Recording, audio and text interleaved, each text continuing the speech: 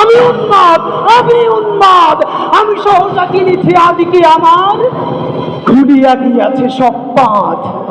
বাংলাদেশ জাতীয়তাবাদী দলের সম্মানিত চেয়ারম্যান জনাব তারেক রহমান,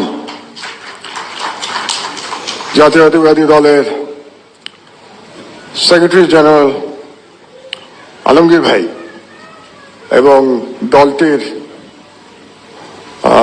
নেতা কর্মীরা এবং গণমাধ্যমে আমার সহকর্মীবৃন্দ, আসসালামু আলাইকুম। আমি আজ কোনো বক্তব্য দেব না। জনাব তারেক রহমানকে একটা ছোট্ট পরামর্শ দিয়েই বক্তব্য শেষ করব, 1 মিনিট। শেখ মুজিবুর রহমান মুক্তিযুদ্ধের সাথে জড়িত ছিলেন না, তিনি জানতেন না মুক্তিযুদ্ধ কিভাবে হয়েছে এবং তিনি ফিরে এসেও জানার চেষ্টা করেন নাই মুক্তিযুদ্ধ কিভাবে হয়েছে। তাকে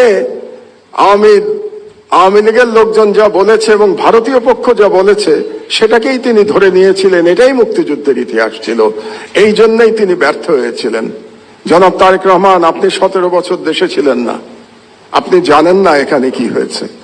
আপনার বিশিষ্ট লোকজন আপনাকে যা বলেছে এটাই আপনি শুনেছেন এবং এখন যারা মিডিয়ার নতুন বন্ধুরা আপনাকে যেটা বলছে সেটাই আপনি শুনছেন এবং সেটাই আপনি মনে করছেন এটাই বাংলাদেশের 17 বছরের ইতিহাস।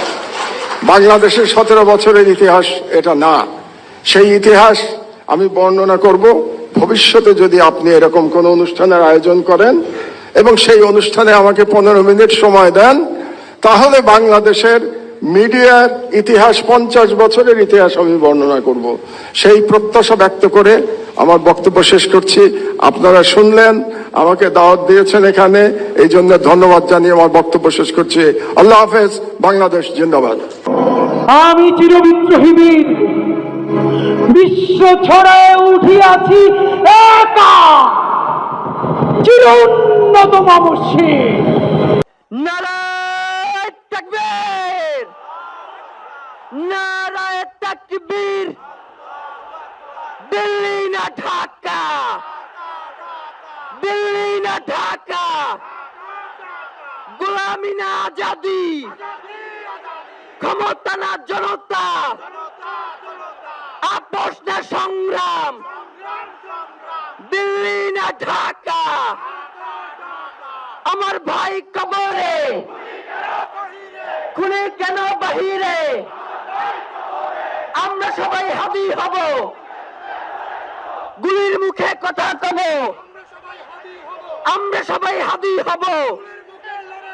নারায়ে তাকবীর, ইনকিলাব ইনকিলাব, মুজিববাদ